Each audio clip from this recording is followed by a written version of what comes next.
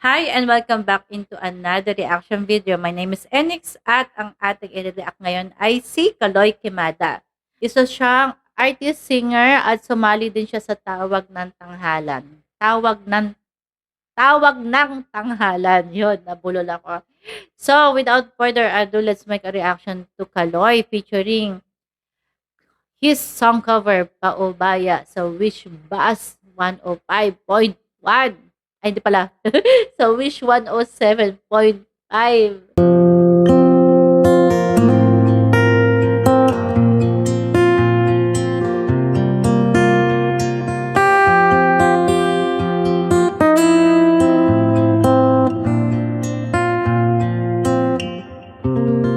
Wish 1075. Saan nagsimula magbago ang lahat? Kailan nung ako'y di na naging sapat? Ba't di mo sinabi nung una pa lang ako ang kailangan, pero di ang mahal.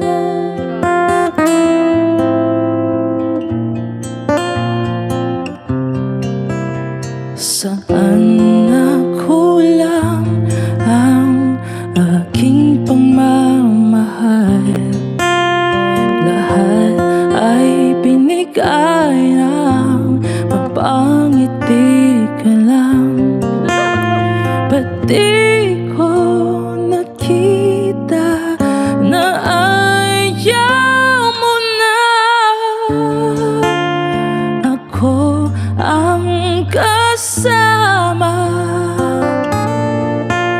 Pero hanap mo siya, at kung masaya ka sa piling niya, hindi ko na pipilit pa. Ang tanging hiling ko lang sa kanya, huwag kang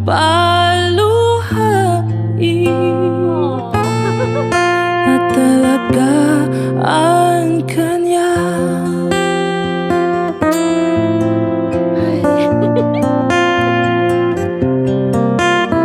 Saan natigil ang pagiging totoo?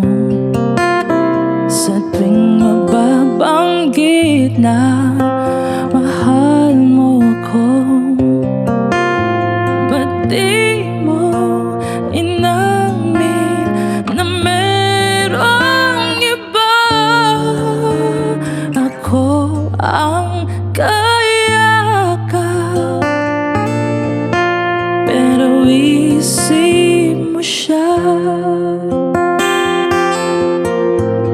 At kung masaya ka sa piling niya, hindi ko na pipilit pa. Ang tanging hiling ko lang sa kanya, huwag kang paluhain.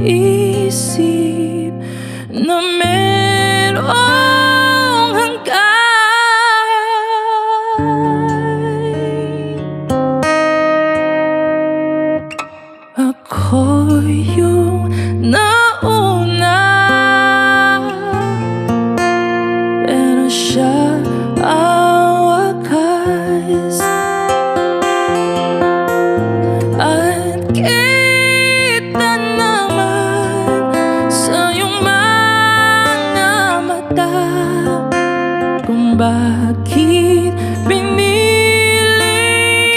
mo siya. Mahirap labanan ang dinadaanan.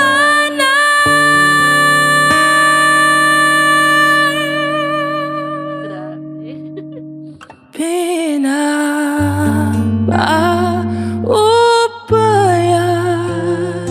Wish exclusive on Wish 1075. pinapaubaya,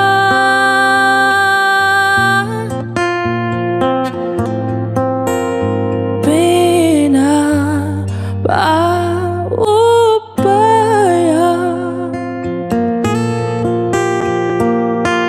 ko na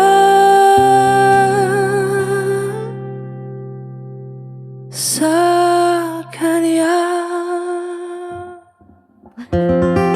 Grabe. Grabe. Ito na ata pinakamasakit na paubaya na nakita ko. Ang sakit niya. Grabe. Teka lang. Asan yung ano ko? Kaya pala ako may tissue dito. Grabe. Wait lang.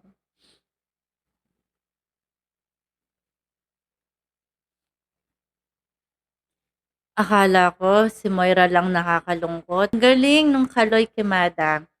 Actually, ni-request lang 'to ng viewers ko sa TikTok. Tapos napanood ko na 'to nung una. Hindi lang ako masyadong nag-concentrate kasi sabi ko, gagawan ko 'to ng reaction. Grabe, ang galing niya. Minsan 'no, dapat talaga deserve ng mga tao mapansin sa public dahil sa gandang kanta na 'to. Ganda ng boses niya. Nagulat ako nung una. Kasi the way na kumanta siya, parang boses babae. Ang taas ng boses. Grabe, ang galing. Tapos ito ang pinakamasakit na version ng paubaya na narinig ko sa buong buhay ko. Napakagaling.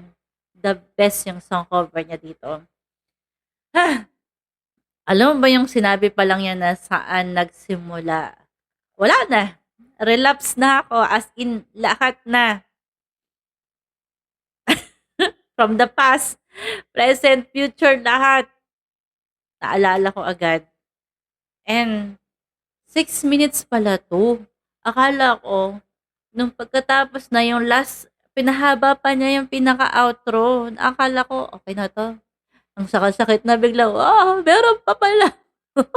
Grabe ang haba, usually kasi 'di ba ang kanta 3, 4, mahaba na yung 4 and 20 seconds. 4 minutes and 20 seconds, mahaba na 'yon.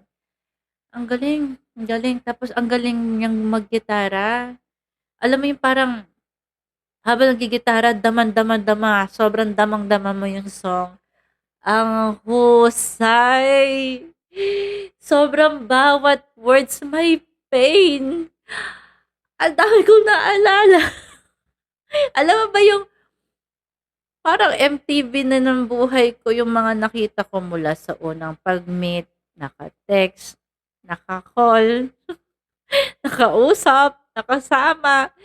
Alam mo yun, hanggang sa wala na. Bigla na lang nawala. Parang ganun yung mga nakita ko. It all, parang, pero hindi hindi ko na-feel yung pagkawala eh. Ang mas na-feel ko yung happy moments. Bittersweet memories. Ang galing, ang ganda.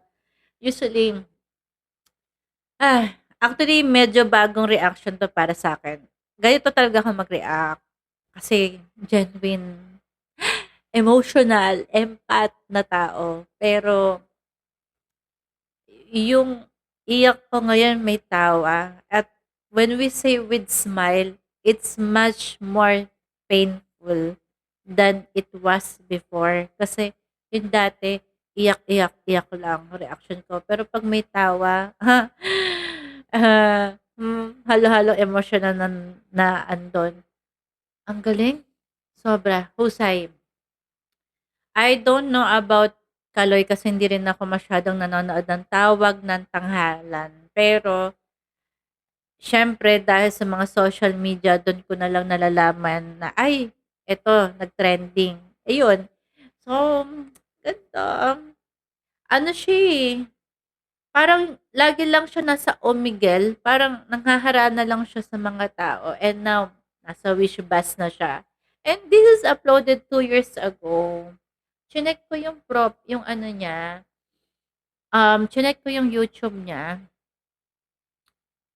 Pinaka-recent niya is puro Omegle. Tas naghaharana siya sa mga tao sa Omegle. And baka mag-Omegle na rin ako, malay mo 'no, biglang may mangharana sa'kin. Tapos yun na yung forever ko. Ayun lang, ang sakit-sakit. Sa totoo lang, sa lahat ng song cover sa OPM, ngayon pa lang ako nasaktan ng ganito. When we say paubaya, alam na natin yan dahil kay Moira. Kung sakaling meron kayang ipapaubaya, ipaubaya nyo na. Kasi, para saan pa ba, di ba? Huwag nyo nang ipilit kung saan siya masaya. Iwanan nyo na. Kasi masaya na siya sa iba. And, ganun talaga ang buhay. Kaya minsan hirap na rin magmahal kasi minsan di mo alam kung kailan ba magstay yung pagiging consistent ng isang tao, di ba? And wag na natin ipilit ang lahat. Kung hindi na masaya, ipaubaya mo na sa iba. Kasi baka malay mo, mas masaya pala siya habang lumalayo ka na pala sa kanya. Kaya mag-give way na lang. Wala tayong magagawa. That's life. Maybe it's not really meant to be. And all we need is to accept, move on. I mean, to accept things, let go, and move on. Embrace na lang natin yung pain everyday hanggang maghilom. Alam mo ba yung parang kakahilom lang, eto na naman tayo. Kaya pahinga na. Pahinga na talaga, okay? At focus na lang sa sarili. Yon ang importante. Ipaubaya natin lahat sa Diyos ang ating mga pain and problems in life. So, yun lang. I hope you like my reaction. And if you want me to make a reaction again to any kind of artist from all over the world, kahit hirap tayo sa language ng English, papatulan din natin ang mga foreign artists. So, yun lang. I hope you like my reaction and bye! ako'y